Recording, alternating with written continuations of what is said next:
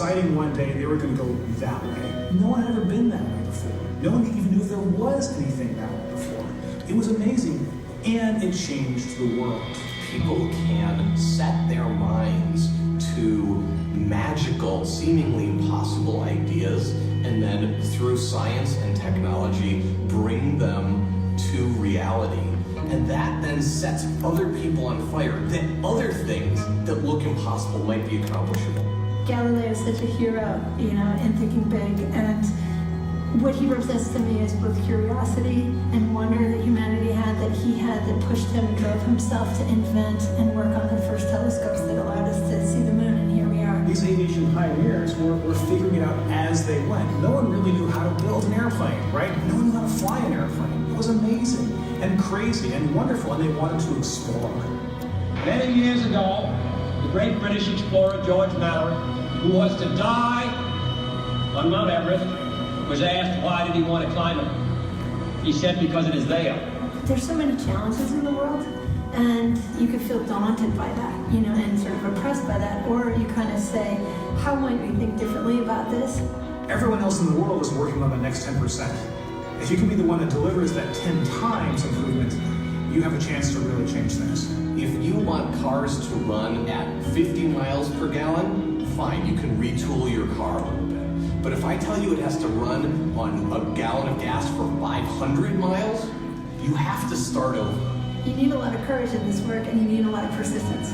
One of the things that's really critical is not only having the courage to keep trying every day or thinking big, even if you don't really 100% believe it's possible, like you might think, this might be possible, have the courage to try. That's how the greatest things have happened. You don't spend your time being bothered that you can't teleport from here to Japan, because there's a part of you that thinks it's impossible. Moonshot thinking is choosing to be bothered by that. We choose to go to the moon in this decade and do the other things, not because they are easy, but because they are hard. Humanity's progress has been a series of amazing, audacious things, from the very small and personal up to the great, big, and grand. And we are a species of moonshots. And to me, that's like really amazing, poetic, and inspirational. I think our ambitions are a glass ceiling in what we can accomplish. When you find your passion, you're unstoppable. You can make amazing things happen. It's been true through all of history. I believe in the human spirit, and I believe that there are always going to be crazy people who will get out of bed one morning and say, you know what? I think I can build a space element. I know who to do it. But I think that if we become afraid to take these great big risks, we stop inspiring people. We stop achieving things. And the biggest nightmare scenario is that we won't have what it takes to solve the really big challenges. When Kennedy said that we would put a man on the moon, it's about the fact that he said, we don't know how to do this yet, and we're gonna do it anyway. And that sense chills up everybody's spine. Because if that happens, what couldn't we do?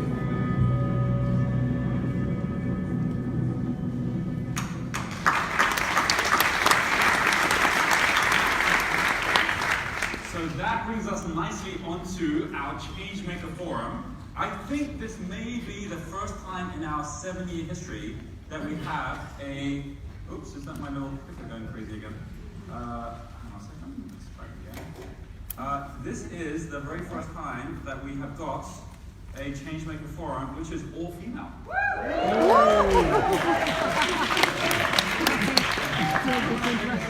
So we have got 4 people that are going to actually be joining me on stage. We have Nicola, Suki, Giselle, and Eliane. And just to give you a bit of a sense on what each of them have been doing and their journeys, because we're going to be talking about their journeys, so you can have a chance to ask them questions as well.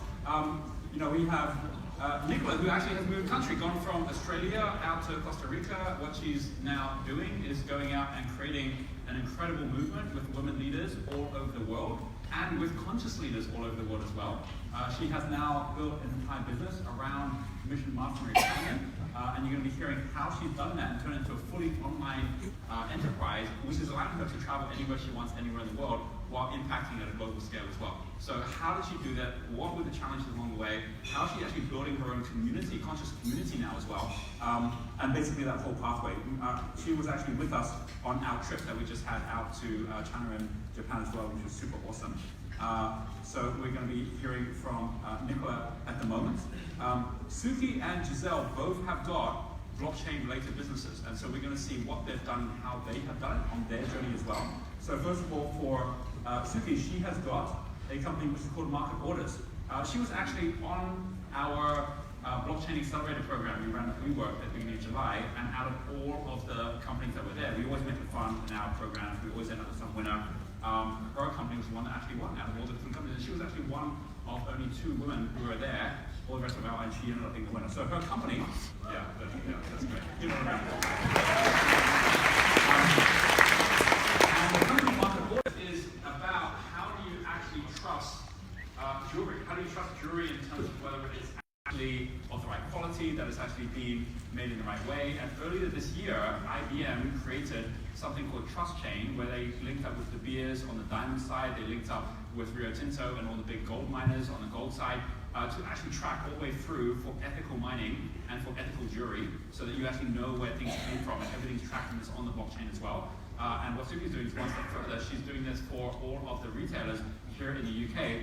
Her business already, in what she had done, these were a couple of the slides from that she was showing at the time, it already is forecasting £12 million in profit and £113 million in revenues in the end of year 3, and she's in year 1 right now. But she's already got this going where she's already transacted over 1 million grams, which is about 5% of the total market share here in the UK of all of the gold that actually takes, that moves through the market through the retail side as well. And she did this without the blockchain side. Now she's actually adding blockchain to it.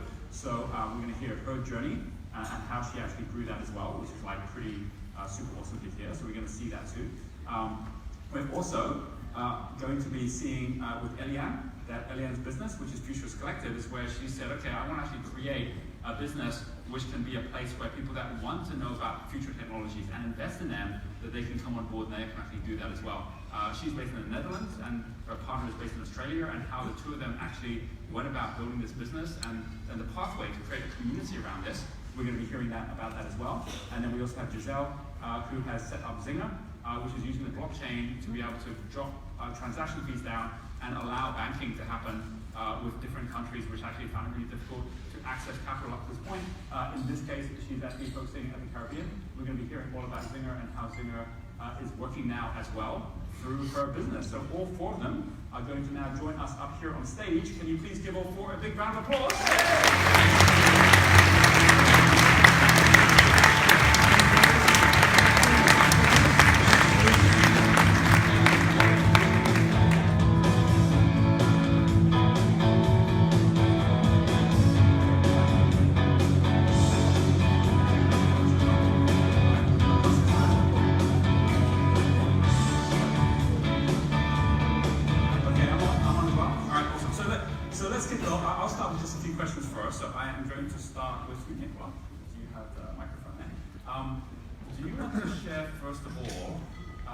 Just the pathway that took you, like how we met and then the pathway that took you from Australia now out to Costa Rica.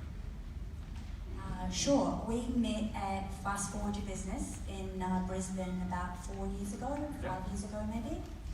And I am from New Zealand, which is where my accent comes from, in case you're getting a bit confused. But an Australian resident now living in Costa Rica. And my journey really began with this question, how can I monetize my activism? Because I was an activist, I did something pretty big in New Zealand, took on Big Pharma, Government of New Zealand and Australia, and I did something in 6 months that the industry couldn't do in 7 years. So that was really a huge awakening for me for how do I then take the system that I use global. And that took me to Australia. And when I met Roger, I had just done 6 figures, and I was helping people monetize their activism, monetize what it was they wanted to do to change the world and get into their mojo. And Fast Forward Your Business made me wake up to realize that my vision was going to take somebody else to get me there. I was not going to be able to do it because I'm a creator dynamo. So I'm the dynamic sort of creation visionary. So going through the evolution of getting out there, working with change makers, I ended up idea incubating over 7 years, 1,000 social enterprises for profit, which got me an award this year, being the iconic woman creating a better world.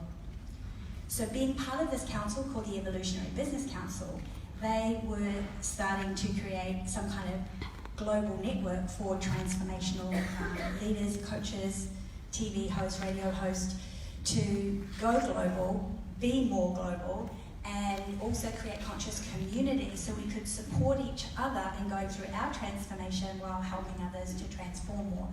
And part of my goal was always to take what I do online, offline, do workshops, do seminars around the world, and do retreats. They are building a retreat centre in Costa Rica, so I became a partner in that. I bought my own land in that, and now we're building that, and Costa Rica is where I am for now, at least. So Janet was talking about synchronicity, like letting Yes. things go, right? And Yeah. I know we had the conversation when you were just about to head off to Costa Rica, and out of the blue, you then ended up with the right person showing up, then be a partner for the development, all those kind of things. Do you want to share a bit about how synchronicity plays a part in all of this? You said your bigger vision. Yeah, absolutely. Because I'm totally into sacred geometry. In fact, my whole business model is based on Buckminster Fuller's generalized principles, universal laws of nature, sacred geometry, and I'm a total freak on all of that. So I've got all of this going on in my mind. I'm like, wow, I'm going to Costa Rica. We're going to build. Who am I going to get to build? Because Costa Rican builders are all bricks, concrete. And as a light worker, I can't be around concrete. I can't live in concrete because it just jams up my energy. So this is all going on in my mind when we went to the very first Brisbane Impact Meter. What was that? The Entrepreneur Fast Track. Yeah, Entrepreneur Fast Track. And right at the very beginning, I'm walking in and I had my red lanyard on, which showed that I was Crystal Circle. And the strapping, very huge Australian man came up to me and says, well, you look really interesting because you've got this red ribbon on, which means that you've got something to say and I need to hear what you have to say. Tell me what you're doing. And I said, well, I'm going off to Costa Rica. I'm part of building a conscious community of transformers, built some land, and I'm looking at developing it. And he goes, oh, that's interesting because I'm Paul from Global Housing, and what we do is travel around the world helping transformers build their communities using sacred geometry. And this material called ResCom, which has got a lot of magnesium in it, and if any of you know, magnesium conducts light, and so if you're a light worker, you need to take heaps of magnesium. So here I am, going to be building something where I'm just like surrounded in magnesium, which is really awesome. It's fireproof, hurricane-proof, earthquake-proof. It's just really cool. So when I get home, like going to Lithuania after this and then home, they are there. They've assembled the team that's going to be working on building. So we're going to be going to the land, and one of the builders, God bless him, he's very much like me. That whole Findhorn thing is like sit on the land and bring the Davids and the nature spirits forward to ask them how they would like us to develop it, right? And I've been sitting on the land asking, what can we do, and then how can we use this to create peace on earth, because that's what my SDG is. So Peacemaker Properties is what the whole development is going to be called on my plot of the Vestamundo community, and we're going to be talking with ancestors as a group. We've got the Christian, who's the leader of clearing, making sure all the snakes don't lose their homes, or making sure all that sort of stuff's taken care of. And we're going to sit and meditate and call forward the ancestors and ask them, what we can do. So yeah, it's been amazing. Yeah. Really amazing. It's been so amazing that even the guy that clears the property is very considerate about the snakes from Nicaragua, his team from Nicaragua, and they're really careful about the nature. And so at every level of this development, it's representing my values. So, by the way, one thing you heard, the Crystal Circle have different lines. Hands up, who are Crystal Circle members in the room at the moment? So we have quite a number of Crystal Circle members here. So this is the group that I mentor, and we meet up every month. And at the end of today, I think at around 5 o'clock, we're doing a session for anyone here who's interested to find out what does that entail? What is it to be mentored by me? What does it be part of the circle? But exactly that, what you just shared, like if you see anyone with a red lanyard on, ask them about it, or ask them what they're doing, because these are the success stories and the walking the talk, real ambassadors to the entrepreneur movement that are out there really making things happen. And if you were to share just one final thing, because I know you were invited to India recently, and what happens when you create a business which actually now allows you to travel and frees you up, because a lot of people are like, oh, that feels like hard work. when in fact it's the opposite. What's that opening up for you now that you've actually set all of that up, even though it's taken quite some time to do it, right? Well, yeah, I'm 55, so I'm older than Roger.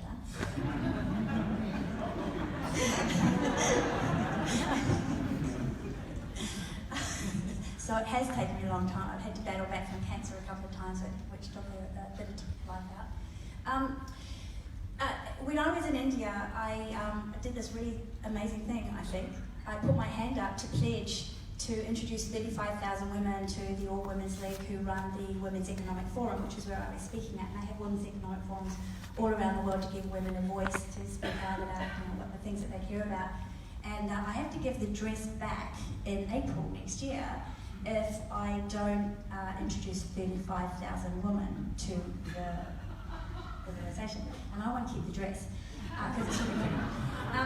And so what that opened up to me is all of a sudden, you're talking about moonshot thinking, I had to start thinking big. Like a lot of women who come to me, and I do work with men by the way as well, they come to me with a really small vision that I'm starting up a business. In my first year I want to do 30,000, which is a second-class citizen wage in the Western world. So they are pitching themselves as second-class citizens, and I'm really passionate about changing that. Whereas men will say, I want to start by earning 100,000. So when I went 35,000 women, oh my goodness, I better think 35,000 women, it was the same mindset of going from, I want to make 30,000, 50,000 to, hey, I want to do 6 figures in my first year, which means I'm now thinking differently about what I'm going to do. Because if you're going to make 20 to 30,000, 40,000, 50,000, even 80,000, you're going to work for it. When you start thinking 35,000 women or $100,000, you're thinking, I need leverage. Yeah. Right? So you're going to partner, you need to leverage everything, right? So you think really differently. So what's opened up now is that I've started the Get Ready Go Global program for women to take them to the All Ladies League, introduce them. The membership is free. And then what they're wanting to do is hold a women's forum with the UN and host it, because the UN hasn't done a women's forum for 10 years, and they want to bring higher consciousness into it. And they're very values-based, spiritual-based organisation. So if they host it, the women that I'm introducing, if any of them are speakers, I take them to the UN so we can bring higher consciousness into the bureaucracy and government. Yep.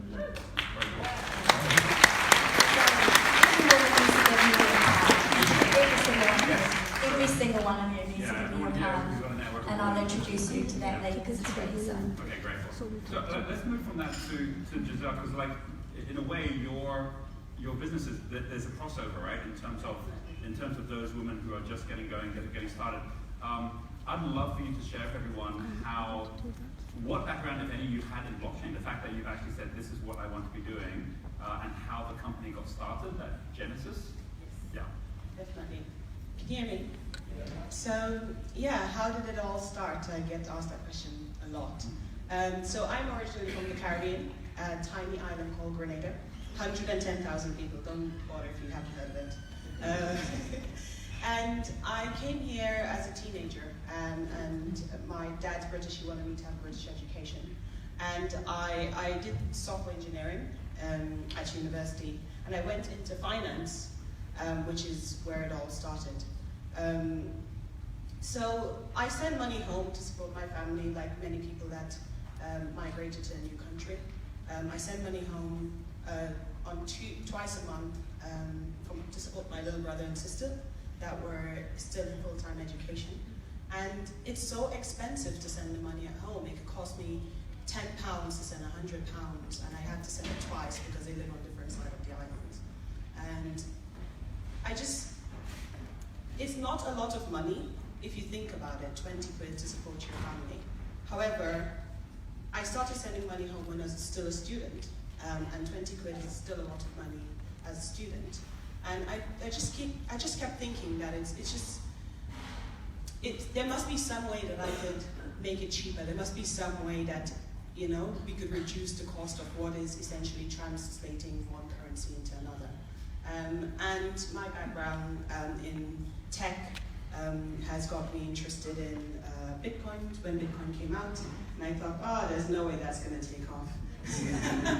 Like many other people that read the white paper, it's like, the US government is going to squash that immediately. And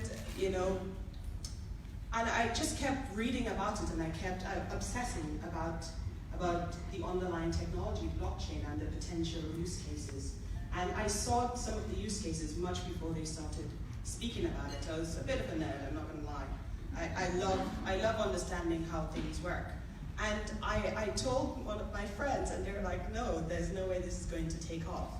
And in the background, I've been designing the solution for actually about 2 years before I left my job and go on full time. So yeah, that was my entry point. Kind of helping my family, just in a little bit selfish, trying to reduce the cost of sending money at home from my family.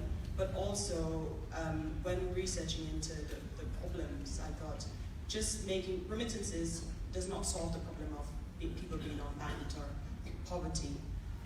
And I looked into what the causes were, and I thought, cash. Cash is the big problem. Everyone is using cash. Cash is opaque. You can't see what money is being spent. There's no way it ties up to any sort of profiles. All the banks just cost way too much money for the people they're trying to serve.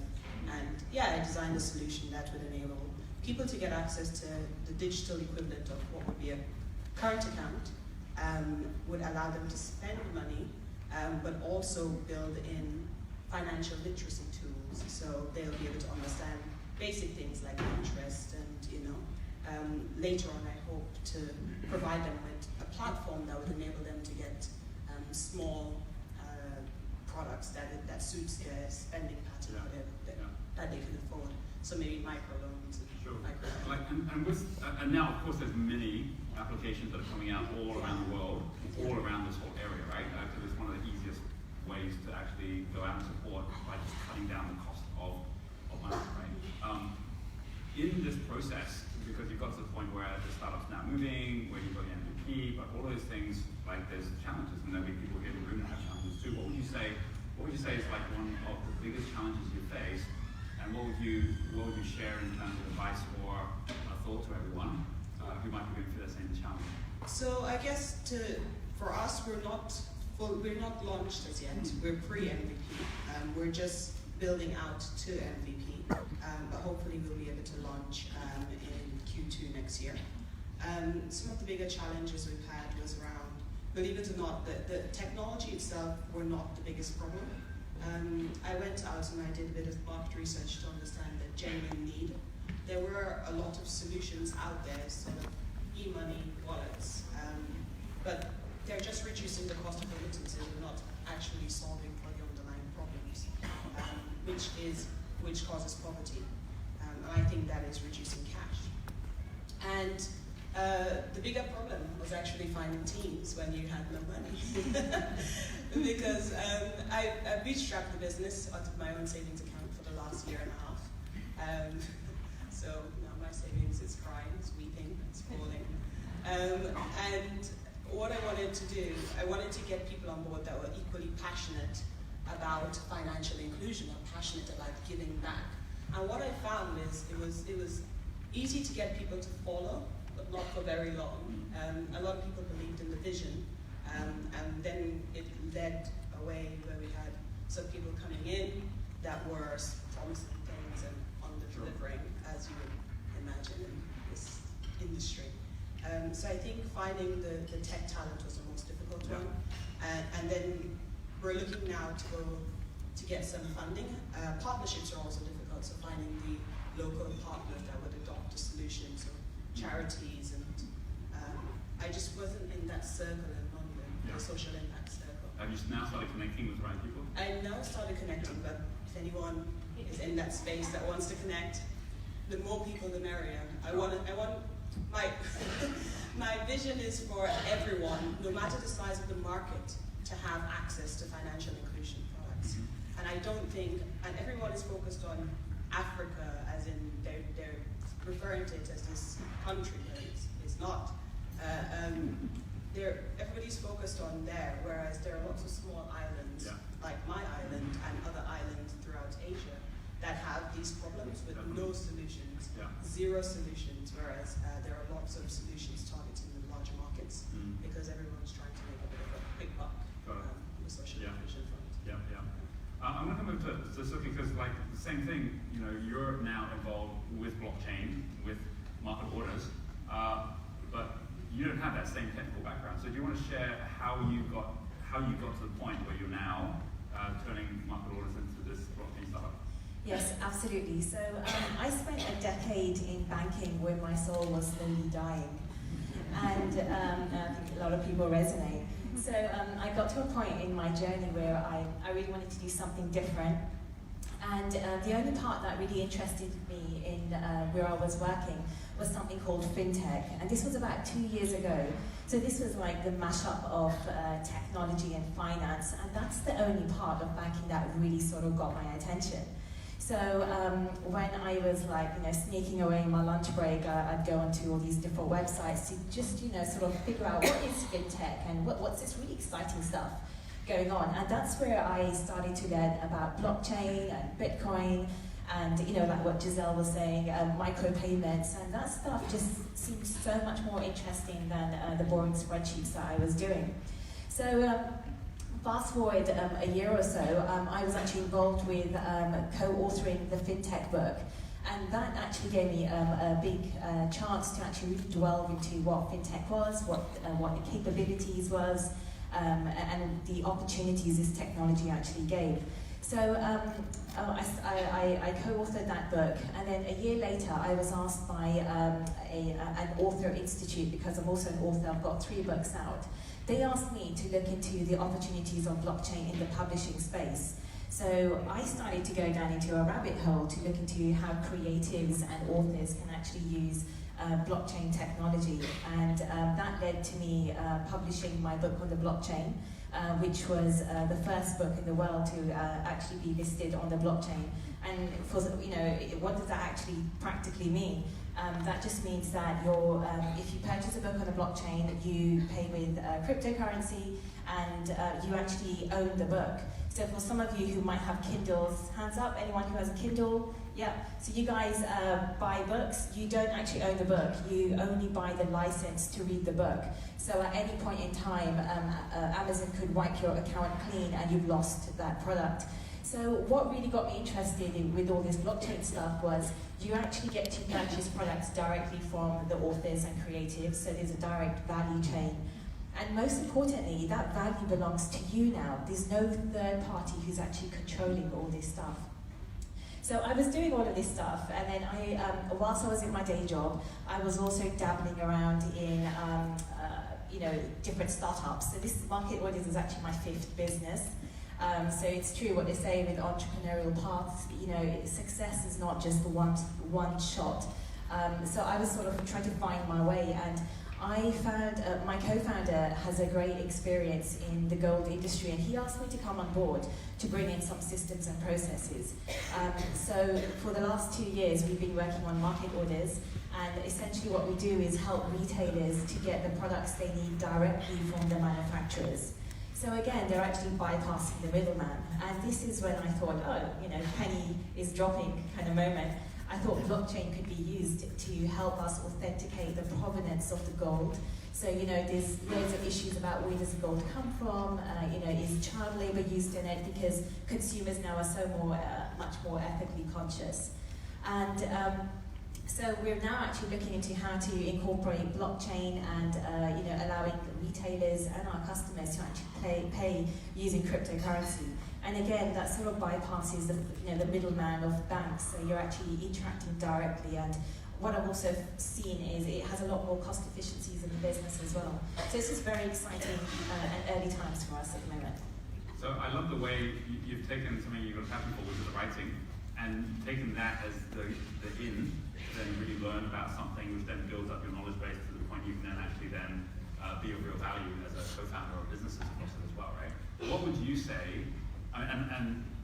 You're both in a situation where tech is changing, but tech is still so male dominated at the moment. To what extent have you felt that's created any issue or no issue at all and what have you seen, whether it's related to that or something totally different, has been like biggest challenge at the moment in terms of where you're growing? So I resonate what Giselle said about finding tech talent. So as a founder, you know, the biggest thing for me is actually building a team around me, because I can't do it all by myself. Finding tech talent can be quite difficult. I like to have a balanced team, because I think both women and men, when they work together, they both bring in different sort of skill sets.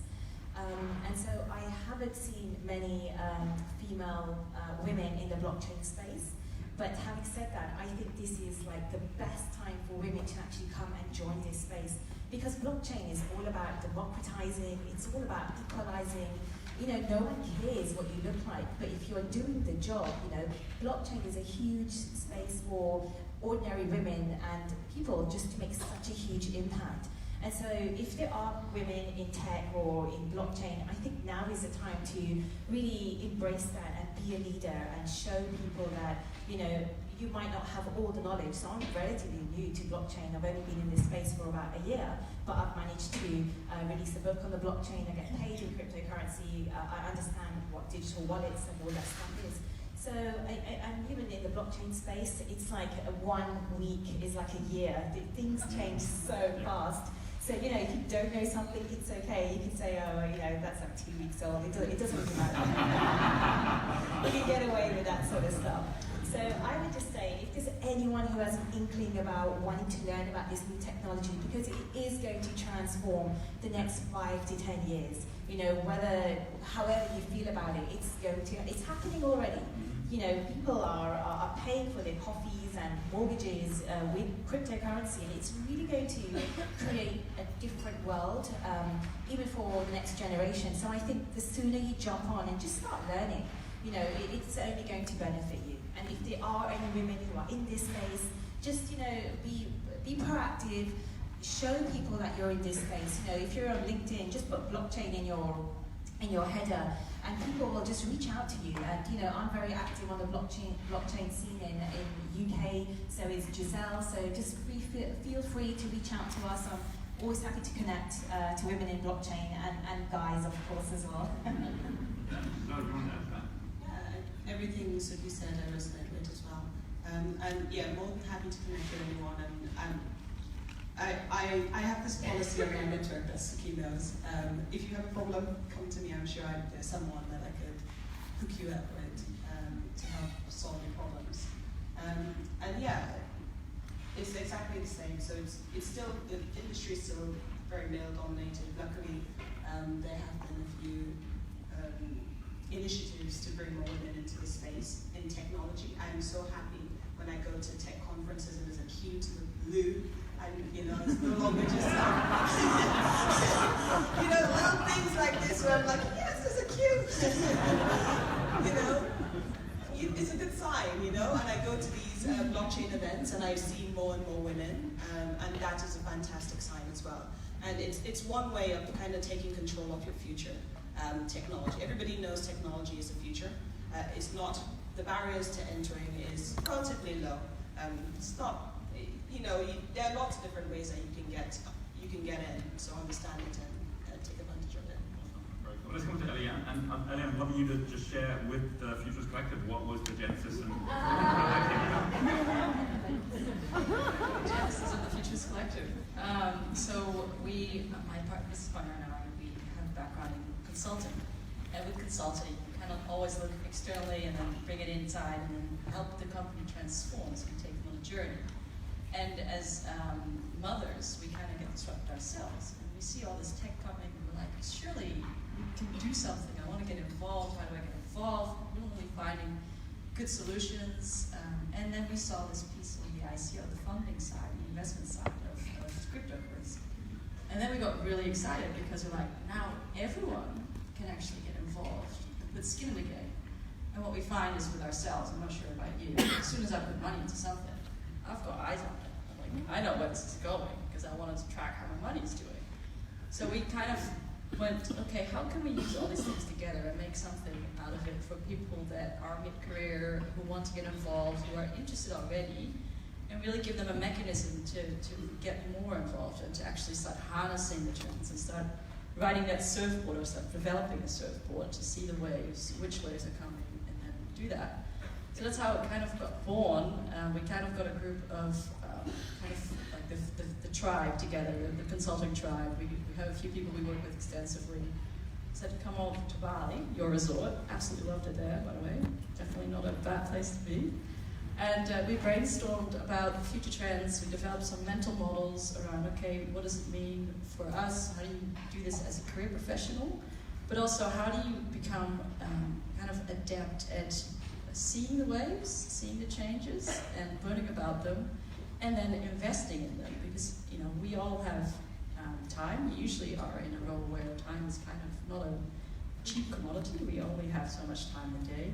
So how do you leverage the stuff that you do have that you don't necessarily need, right? The cash in your bank. So we figured out that the current financial models or the investment mechanisms that are there have expanded, and now as a crowd you can do stuff, right? We can help your GoFundMe campaign. Yeah, she's going to the G20, and she's running a GoFundMe campaign to go there for starters, right? You can help an individual, you can help a company, but you can also invest in a company so that you have equity, or with the crypto space or the blockchain space, you have tokens.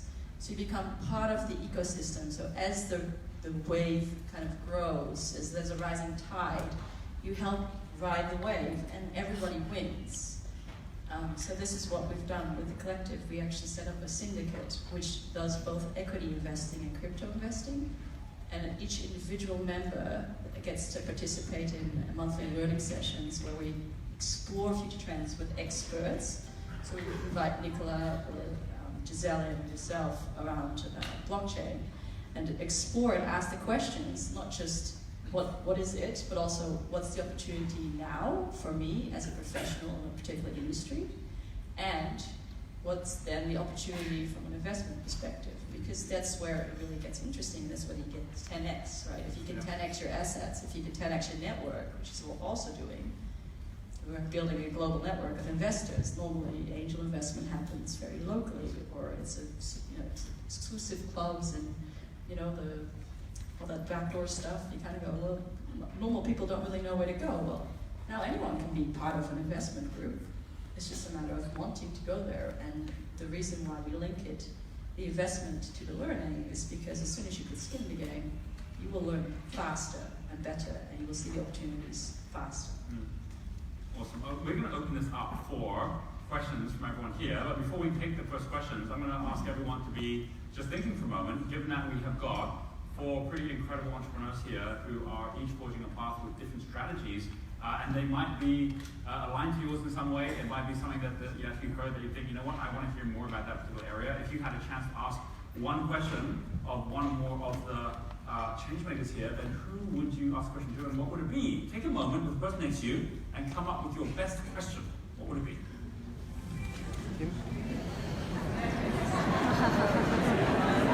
Tabitha Makoko, thank you for joining in. Eki Theory, thank you for joining in. Joyce Obaseki, thank you for joining in.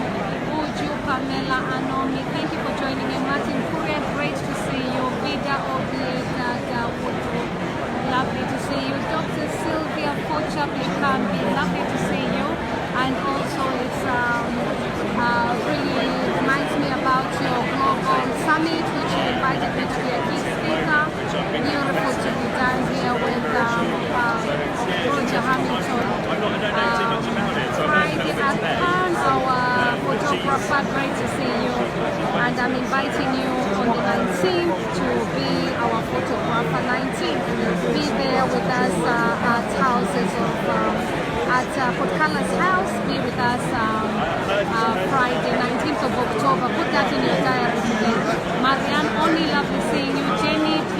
Laneros, thank you to see you. Clem Fagato and Adi Heritage Thomas, lovely to see you. Honest, Ludwig, lovely to see you. Cheke Wapuna, Teddy Ayo, Liz Kaima, and of course, many thanks to seeing you, Jake Gilbert. And then so we know who you are, and then who you eventually just trying to do some live coverage here to bring in an audience of my audience and friends that follow me as well, to just see what I'm up here today, and of course it's learning from one another as well. I am an angel investor, and I make investments of others. I met him earlier on, Abdul Khan. But my question to you, Giselle, is obviously you're pre-MVP, so you're pre-profit at the moment. What I find with a lot of fintech startups is that when they do consider what their exit is, it's usually an acquisition, and it's more than likely an acquisition by a big bank. But what that usually does is it stops innovations in its tracks, because implementing a challenger or disrupting to a big bank is very difficult for that big bank. So where do you see your exit? After you've grown, you're obviously doing amazing things in terms of the space that you're in and making finance available to people. But where do you see your exit? So that is one of the most feared questions. Thank you. Because when you go to investors, they want you to think of exiting so they can make their 10x, right? But then as an entrepreneur, you want to keep seeing that thing grow and grow. You build something, you want to see it grow, blossom, bloom. So it depends. So for us, the company set up as a limited company, but it has a massive social impact attached to it. So much so that we really want to go down the let's try to give as much as possible to the people for as little as possible, because the people that would benefit the most from this type of solutions have no money or have very little money. There's a difference between cheap and free, is what I keep telling. In this part of the world, cheap is good. In some parts of the world, free is the best, because cheap would never, you can't have the impact. I don't see so far building my baby, growing my baby. I don't see a point where it will be sold to a larger company. But if I do find a larger company that is going to buy us, they would have to have a massive social impact, and they would have to be aligned to my vision. Yeah,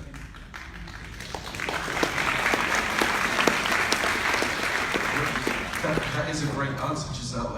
And if you stick to that, you will be acquired by a business that will be able to give you the funds to be able to grow to your critical mass. So just make sure you stick to it, basically. Yeah, I'm on it. And to add to that, what you normally see is with the informal angel investors, they put in the seed funding, like the actual seeds, and then once it comes out of the ground, more seeds are required. Actually, more fertilizer is required. So there's an exit. There's a difference between an investor exit and a founder exit, and acquisition is only one. I think the next funding round is also there's always points of exit. And I think with the current mechanisms that we're seeing in the market, it becomes easier and easier, becomes more liquid to exit a company. And if that happens, then if you can not have to wait 5 years, but you need the money now with something else, then if that becomes easier, you can also support different businesses at different times. So we're going to continue on with another question, but thank you for that. So let's take a question from the very enthusiastic waving hand right there. Right on the other side of your Hi everybody, thanks very much. It's brilliant. I've enjoyed yesterday and today. My name is Brenda Dempsey. I'm an author, coach and speaker around the voice of women, but actually after this weekend it's the voice of the world, raising consciousness. But my question is, is just what Roger has said to us today this morning about 1098 and blockchain was number 6. And I think it would be really advantageous. I'd like to know, as an author, how would I go about getting into blockchain with my writing and my books and my co-authors? Awesome, that is the best question ever. Because I'm always trying to get authors to embrace blockchain, and I think it's okay to say between the two of us, most authors don't like technology, right? Okay, so there's a company called Publica. It's a blockchain-based publishing company based in Latvia, and actually I'm one of their advisors. And it's through them that I actually put my book on the blockchain. So essentially what you do is, you've got your Kindle, your EPUB and your JPEG file, which is for your cover. You would just upload those files that you already have to the Publica's platform. And what they would do is they would create something called a smart contract for you.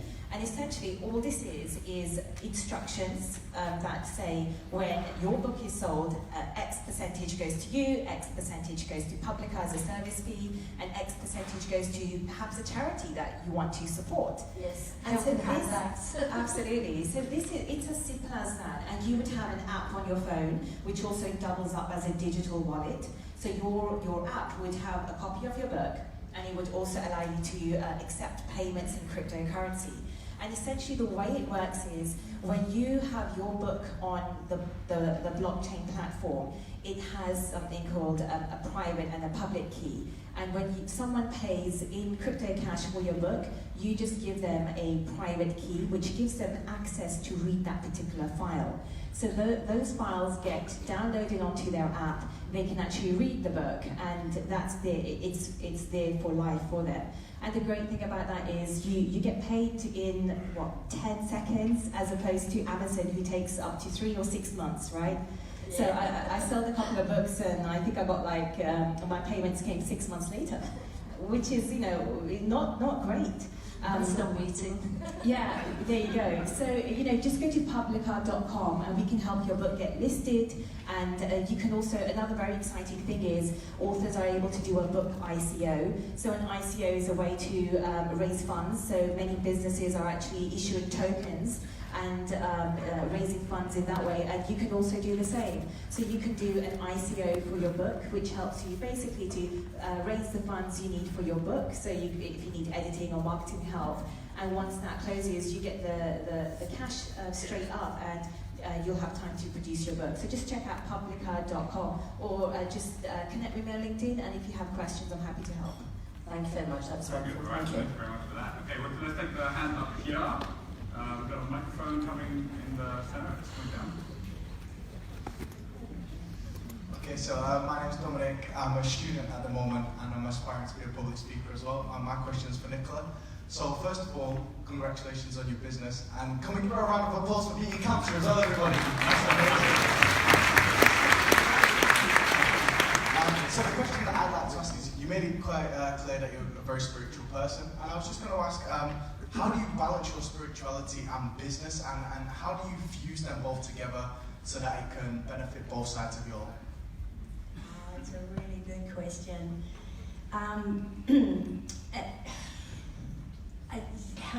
I don't balance it, it's the same.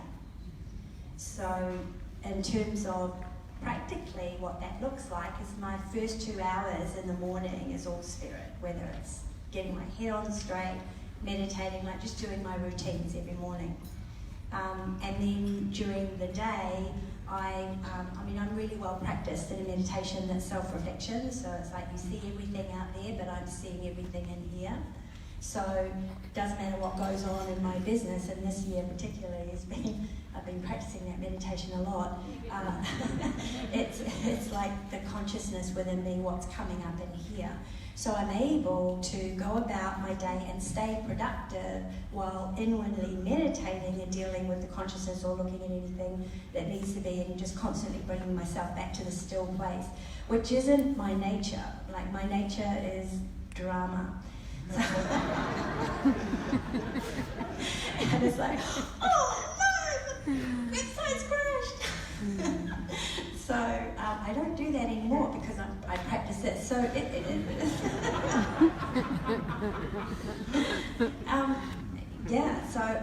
the bottom line is, what's your practice, and practice it, and don't separate it from your business. Intertwine it, make it part of your business. And I'm really lucky because I get to work with enlightened entrepreneurs, or those that are coming up into higher and higher states of consciousness. So I work with men as well. I'm working with a lot of men at the moment that are doing plant medicine to help them raise their consciousness so they can go into a business that's going to make a massive impact for men and to be leaders of men.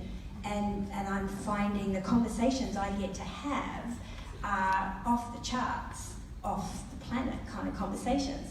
So as I'm mentoring them, I'm in my spiritual experience and practice, and we kind of vibe each other up as we talk. And incidentally, the men and the women that come to me for the transformational mentoring, as well as building their businesses and getting them started and idea incubated, they're the ones that are outperforming those that don't.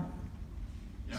They're outperforming because, you know, it's like we're creators, we're manifestors, and that spirit, it starts in spirit. So, you know, it's as Bruce Lipton said in his book Biology of Belief, something like 90% of what we experience every day is coming from our subconscious mind, and yet 100% of what we do most days is coming from monkey mind. Like we just focus on monkey mind, do, task, right? And we don't spend enough attention on what's coming up within us as we're doing things that is manifesting the lack or the abundance or, you know, whatever that experience is. So I'm always attentive to that, probably to the point of being retentive. Just a point on work-life balance, because that has been a buzzword over the last decade or so. And Mark Benioff wrote an article recently. He's the founder of Salesforce, where he says he doesn't believe in work-life balance. He believes in work-life integration because balance assumes that like somehow work is not life. Whereas if you actually say what's all together, and if you're an entrepreneur, the most important thing you need is your entrepreneur spirit. So spirit is at the core of what you're doing as an entrepreneur. The moment you take spirit out of it, then the thing becomes a machine, and then you know better. You're not going to hold on to people. You're not going to have people wanting to work with you. So that's all. How do you bring it in? And as a speaker, with what you do, the more you bring in your authentic stuff, your story, who you are, into your story that you're actually sharing as well. So you don't have a on-stage personality different from your off-stage. It's the same. You're the same person in everything you do. Then that's where all the attraction happens, and it's actually where you then really get your own fulfillment in what you're doing as well, right? But I just want to ask a question to everyone here. Hands up who actually is a student at the moment, like in terms of actually a student at school or a student. So we actually have quite a few. So quite a few have been coming and asking me questions as well. So it's super awesome to see you guys here. I just want to give acknowledgement. I think it's fantastic you took the time out to be here, as well as all the entrepreneurs here as well. So can we give them a round of applause as well?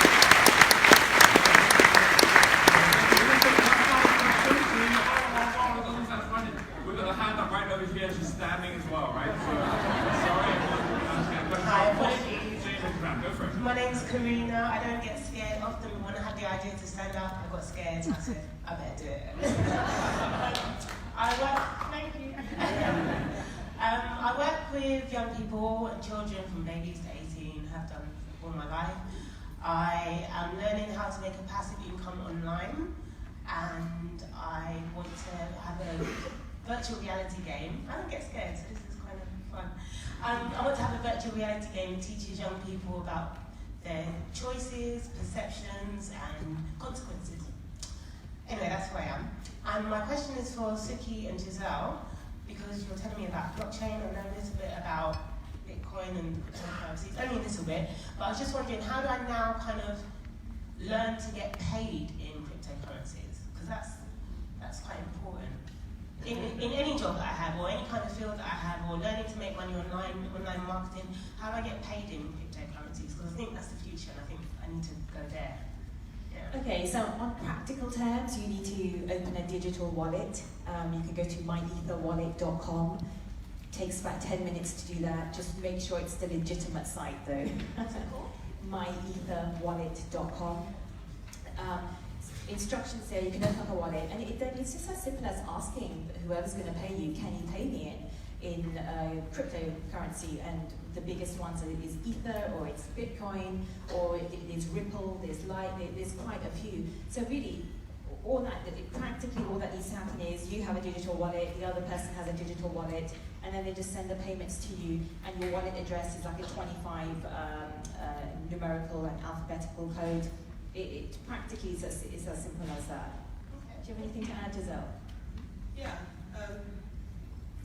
The question is why would you want to be paid in it? And are you planning to turn it back into cash after? Because not many people accept crypto payments as yet. A lot of crypto is used not quite as cash, or you can pay for things in certain parts of the internet, but it's not seen. You don't buy things from the high street in crypto, not as yet. It feels like the future. It is the future. Yeah, and the prices keep going up, so I don't know if I can buy any. The price does not keep going up. It fluctuates. Yeah. Okay, so yeah, I just don't know about. I heard about it years ago, and I don't know about how to buy, and I'm not really much of an investor, so I just thought maybe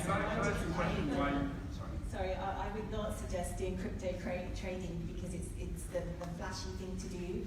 You know, you could get sucked into that. But if it's just, you know, just to learn about the stuff, it's good to do. But I would stay away from like crypto trading unless you know what you're doing. It's a very easy way to lose money. Can I ask you, just with the idea of doing a virtual game or using virtual reality as a game, coming back to what we were saying earlier today about solving a problem, what problem are you thinking that will solve for the kids that you serve? I really appreciate the question, thank you. In 2007, my best friend's cousin was killed through knife crime. And in 2018, another friend's cousin, oh, you got right there, thank you. Another friend's cousin was killed through knife crime. And in 2007, when it happened the first time, I had an idea for a virtual reality game that would teach young people about how their perceptions shape their reality, and that when they have different choices, they kind of access a different world, and also about consequences, what happens when you do make a certain choice and where it can lead you positively or negatively. That's the game. So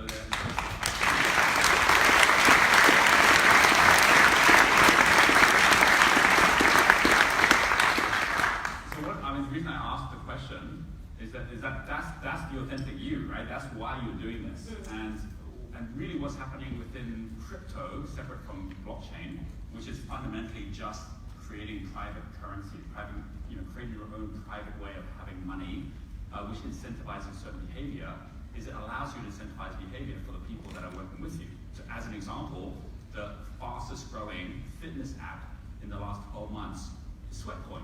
And the way Sweatcoin works, it went to like 1 million users within like days.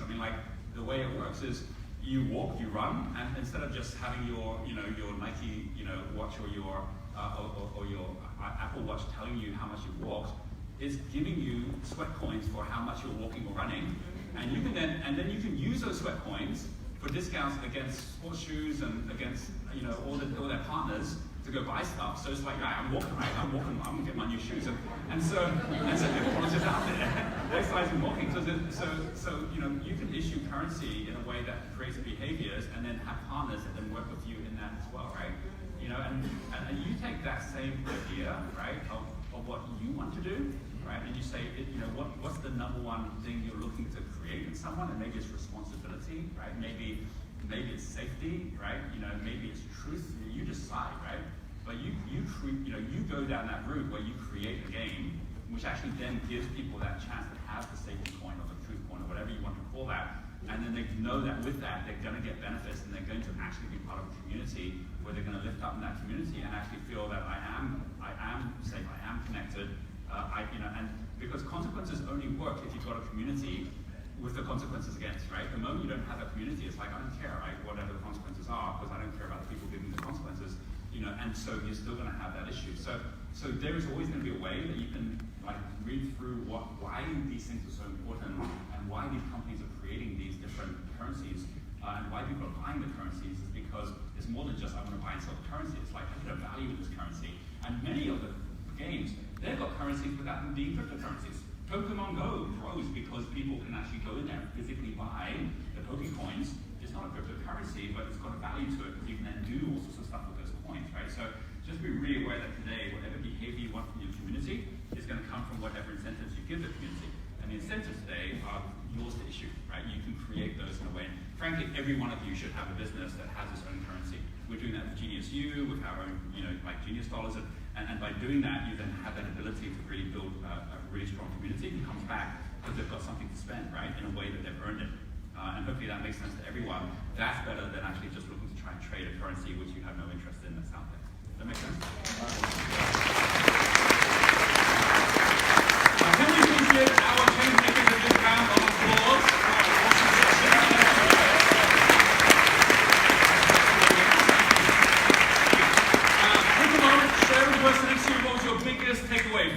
session we just had. Take a moment and share with the person next to you. You guys.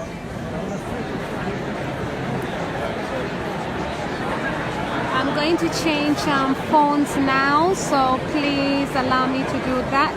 Please come back if you're still interested to watch the next session, which is going to be get unparalleled online marketing tips and information that can start generating leads and customers for you straight away. During this session, you will get clarity on what exact tools and the assistance you need right now to multiply your business in a 10 times figure. So the next session is the automated marketing.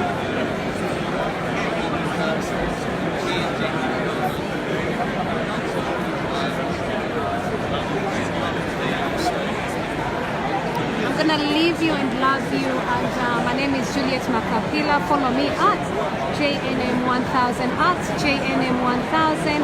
I'm still building my Twitter.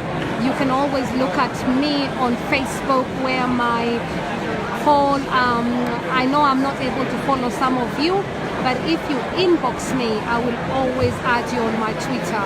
If you've got a Twitter account, please open the follow me, and I will follow you. While I'm building that Twitter account, help me build it. I need to have the Twitter account, which I'm now building. Facebook can only take 5,000, and I'm building other blogs as well. So please have a good afternoon. I'm gonna log off on this phone and come back to my other phone, because I need to charge this phone, so I'm using both of my phones. So great to see so many of you here today. Thank you so much, Joseph Adamso, for coming in. Duncan, always lovely to see you. Looking out to see you in the LibDem conference. I'll be there on the 14th. So LibDem conference coming up shortly, and I've got really good tips today. They spoke about diabetes for children is growing, so we need to think about that, Duncan. So I know about that in Kenya, but there you go. See you later, everyone. Thanks for sharing. Bye-bye. All right, so over the next 15 minutes or so, because I know many of you now, as you're hearing about these different tools that you're thinking going forward, and this happened at lunchtime. We had a VIP session where I was answering some questions as well. There's a real momentum in terms of being said, right, I want to get things going. I'm looking to build that bigger picture we want to build, and I know I need people, right? I know I need people as both team members, as partners. I want to go join someone's team. So what I'm going to do is I'm going to kind of share over the next 15 minutes or so the tools and things we've put together that allow you to know that whatever it is you don't have today, there's a way to get it, right? That there is this concept here, which is the biggest thing that actually stops us from moving forward, is the concept of ILR, right? And ILR shows up in life all the time when we say things like, I really want to do that, but I don't have the time, right? That's ILR. Or if you say, I'd really like to grow my business, but I don't have the money, that's ILR. So ILR is the illusion of limited resource. It's the illusion of limited resource. Like we think that it's limited. It's like, well, I don't have the time. Well, of course, if you have the team that's got the time, you don't need the time, right? If you I don't have the money. Well, if you have the investors that actually have the money, you don't need the money. So in everything it is that you might think that you don't have, by getting connected to the right person, you're always going to have whatever you need. Most of us don't have those connections simply because we never went out to build them. And you don't build them by trying to go out and get stuff. You build them by going out and giving. You go out and actually being of value to others, which you've been hearing all the way through today as well. So I want to take you back for a step before I show you all the different tools that the majority of them are just free tools that you can use. And then the experiences that we have, we've got many people that step into those experiences, whether it's mentoring, whether it's events, whether it's being in a place like here, where we actually get to connect with each other, and everyone chooses whatever is the right path for them as well. The most important thing in all of this is why. Why have we created all of this? Why has my life been about focusing at coming along and sharing London, and then heading off to Lithuania next Tuesday, and then heading off to Thailand a couple of days after that? Why be so hectic and crazy doing stuff? Obviously, I love it, but secondly, because there's a must behind it as well. And that must came to me really almost like a lightning bolt when I was in my 20s. It was at the very, very beginning. If I can get my slides, please. At the very beginning of my education as an architect, I was learning about all sorts of different architects, and one person I learned about was Buckminster Fuller. And Buckminster Fuller, he was the person that created the geodesic dome. which you see all over the place. You see many of them at Burning Man, but you see them also all over the world, where he really understood the power of geometry to be able to create architecture, and he went way beyond that as well. He really thought about the future, and he thought about this planet of ours. He was the one who came up with the phrase spaceship Earth, and then from that, the idea that we're all crew, right? That we have this one, we already are aliens, right? We're already flying through space where we have this one home that we have to look after. And he also came up with this concept called the final exam. So this is his quote on the final exam. And what he said with the final exam goes right back to what we saw at the beginning of the day when we talked about the second half of the chessboard, and we talked about exponential growth. He was already saying this before the chessboard had really even kicked off on the second line, right? He was saying this at a time back in the 1980s when there was no internet, there was no mobile phones, but he's saying that all of the world's challenges, all of them, are solvable by technology. He said all the world's challenges, they are all distribution challenges, because we've already got enough of everything. So when we say there's poverty, it's not because there's enough food. There's enough food, it's just not distributed effectively for the people that need it. Or if we say there's poverty, it's not there isn't enough money. There's more than enough money, it's just not distributed. Even education, it isn't that there aren't enough teachers and enough knowledge. It's all there, it's just not being distributed to people that need it. And technology allows you to distribute things more effectively. So he was saying, already there's enough technology to solve those problems. So why haven't they been solved? And he said the reason they've been solved is not because of technology, it's because of our own human consciousness. It's the fact that we have not used our consciousness in such a way that we're solving those problems effectively, even though we have the technology to do it. And he said it's a final exam because the only way we pass it is that we actually do accelerate our consciousness. So that's the job, right? Entrepreneurs, it's not about accelerating technology, it's about accelerating consciousness in order to actually catch up with that technology, or at least harness that technology and solve the problems. And we'll know we're past it because we would have solved the problems. Or it would be the opposite, which is that we don't catch up. That technology continues to accelerate beyond our ability to harness it, and eventually it will destroy us. And that's why it's a final exam. There are no more exams after this. This is it. And when I heard that, and I was there as like a young 20-year-old thinking, well, what am I going to make my life about? What do I want to be remembered for? This whole idea that legacies are either deliberate or accidental. I do not want to be part of an accidental legacy where I just sat merrily by while we ended up getting destroyed just simply for our lack of consciousness. And so from there, I decided to stop focusing on building buildings and started thinking about how can I build the future. And the best way to build the future, Peter Diamandis says this, he says the best way to predict the future is to create it. Right? The best way to be a futurist is to be an entrepreneur, because an entrepreneur is someone that can create the future. And so from there, it's like, right, that's what I need to do. And so for my first business, and on from that, first it was me trying to do it for my own businesses, then it was me supporting a small group of others, and then it was me then doing it at larger scales, and then it was all of us doing it at a larger scale. And it's how we got to where we are today, where more and more people come in and say, every new person who joins into the entrepreneur movement then adds value to the whole movement, right? This is a leverage at scale that's happening. Right? We're looking for waves, we are the wave. And so from that first thought process, that then led to a whole series of different tools. One of them was Wealth Dynamics. Another one, which I said that I would touch on, we're not going to go through this in detail, but we are actually going to, I'm going to be coming back, I think in October, we'll give you details of when it's going to be, where I'm going to be actually going through the wealth spectrum in more detail. But the wealth spectrum is critical because it's about the 9 different levels of consciousness. And the fact that we're all at one of these levels of consciousness right now. So this here, I'm going to show you where you can get the tools to go and have a look at more of this on Genius U, which gives you all the free tools to do it. But where basically these levels here are all linked to the lighthouse that are then linked to 3 different prisms. And these 3 prisms, you recognize where you are on this. Many of you have, we've all been somewhere in this, if not in all of them. And each of these is a different level where we have to focus at our level before moving to the next. Think of them like gears in a car. You don't try and start the car in 4th gear.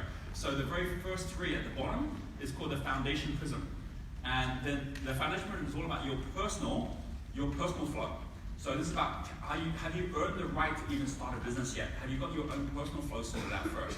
Then from that personal flow, you then have the enterprise prism, which is your enterprise flow. It's how much flow is going through your enterprise, and that's all the flow in the markets. And then Alpine prism is the top one. If you actually get to that level, you've earned enough trust that people are willing to follow you on whatever your mission happens to be. And at that point, you're now going out there and creating social flow. You're actually able to actually create movements that can actually change the world. But you have to earn the right to be there. So many people are like, I'm going to go change the world, but they haven't yet built trust at even the base level. So people don't see that they can trust you yet. There is internal trust, which is confidence. There's external trust, which is credibility. So many people going out there saying, why is no one watching me? Why is no one listening to me? Because you haven't got the credibility yet. You have to, first of all, take the steps to move up to the next level. Each of these levels has also got a 0 next to it. So if we were to take, for example, the idea of foundation prism, we would start at the base, and at the base actually is the basement, right? It's actually underground. So I said there's windows at every level. Well, unfortunately, if you're at infrared level, which is the base level, this is someone who is they're called the victim, but someone who is in more and more debt every month. Regardless of what's going on in your business, you're going further and further backwards in personal debt yourself, because you're not paying yourself or you don't have a job that's paying yourself. So infrared level, the victim level, is where you're going further and further back every single month. There are no windows, because you're in the basement, and it's dark, and the lights are off, and it's raining, and the water's coming in. There's no good place. And it's not sustainable. At some point, it's going to catch up with you. Even worse, if you're at infrared level, when you go to someone with your business idea, they kind of like glaze over and walk the other way. And it's like, whoa, why don't you like my idea? And it's nothing to do with your idea. It's to do with your energy. But infrared level actually is like heat waves that comes off. People can feel you need the business more than they need you. And they'll run them out. And you'll see someone else with the same idea come along with, oh, that's a great idea, I'll go with you. Just because they have funding, because they know people, just because they actually earned the right at a high level before they even started saying, it's my great idea. So this one here, victim level, we've all been at that at some point in life. From this one here, you then go to the next level up, which is survivor. Survivor level is going from red, from infrared to red. Red here, survivor level, is where you've now got someone who's making just enough money to have nothing. It's actually worse, because you can do this your whole life. Some of us are like 40, 50, 60 years old. We might even have businesses and properties, but in our personal bank account, it's no different than it was 10 years ago, right? So what happened there? And that's because we are so much in guilt about earning more than we should. The moment we get any extra money, we go buy a pair of shoes, or we go on holiday. It's like it just all disappears, which means that we've never actually earned the right yet to attract anyone else's money or time, because we don't know how to turn that money or time into more money or time. And so why would they give their money or time to us? Money will always go look for the best home. Time will always go look for the best home. So you make it the best home, you'll attract all the money and time you need. So this is where people have to earn the right to say, I have to be the person that attracts this first. And that's where Orange comes in. Orange is the worker. This is the final step at Foundation Prism, is someone who's now figured out, hey, you know what? If I actually get a job, if I'm actually working with someone where I'm giving them value, they'll find out a way to leverage my value, and that will allow me to make more money, and then the business can make more money. And now you're actually a useful part of the vehicle. Think of this like swimming. You might say, well, I don't even know how to swim, I just want to get on the boat. But no crew will take you on board unless you know how to swim. So you've got to learn how to swim first. Even if you don't expect to swim across the sea, you have to learn how to swim because you have to be seaworthy before you get on the boat. And the teams out there will make sure that they're only working people that know how to be a worker, how to show up, how to get the job done in order for you to be a really worthy team member as well. The challenge with this is sometimes the things that we hear, we take in the wrong context. I'll give you an example. Passion. So we have Janet here talking about passion. If you are at like survivor level, right, and you're basically at a point where you've just got enough money to get by, you better get passion. Because if you don't get passion, which is the first step, by the way, each of these have 3 steps. I'll show you what those steps look like briefly so you know they're there. But the very first step going from survivor to orange is pinpoint your passion.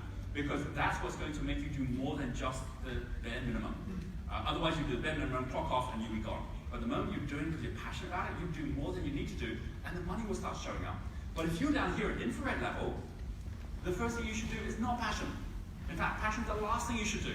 Because this is already about overconsumption.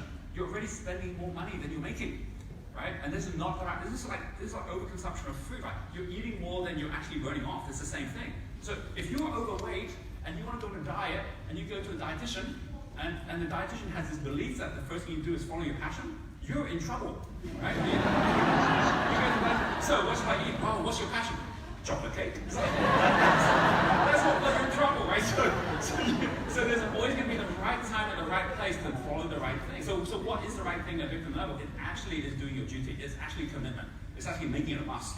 A number of people I know who's going, no, I can't pay myself in the business. Next minute it's like, oh, I'm paying for the business. Actually, I've got a second job. Well, what happened?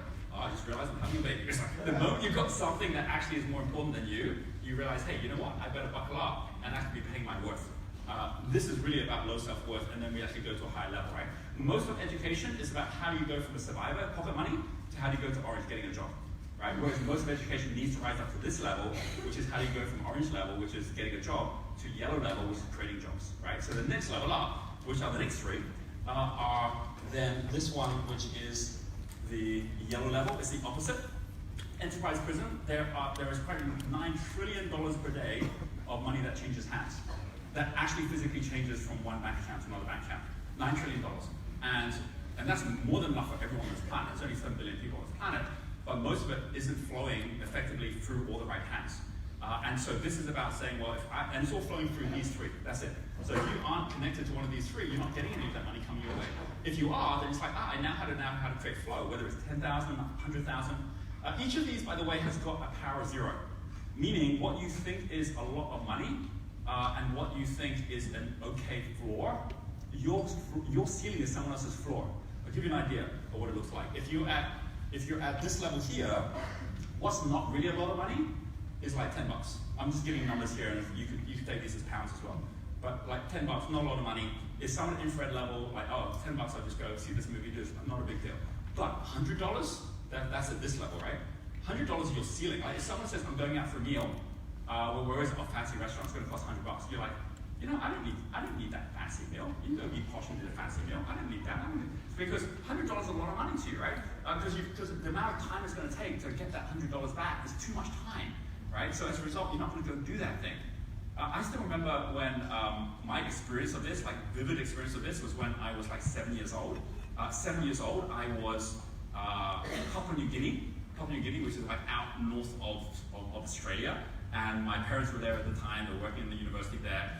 And my friend Paul, who had, I thought, rich parents. They were kind of like middle class and so on, but they're a lot richer than my parents were. They bought him a bike.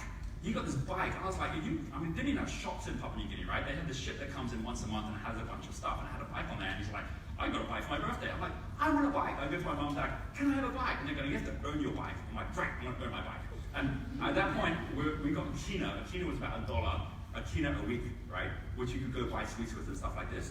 So I got a jar, and I put a kind of like cut a hole in the book and make a piggy bank to put my kina. I wrapped it in like, brown masking tape so I couldn't look inside, so I wouldn't get tempted to break it open and use the money, right? And I started like saving for my bike without actually ever calculating that on 1 kina a week, it was still going to take me like until I was 37 years old before and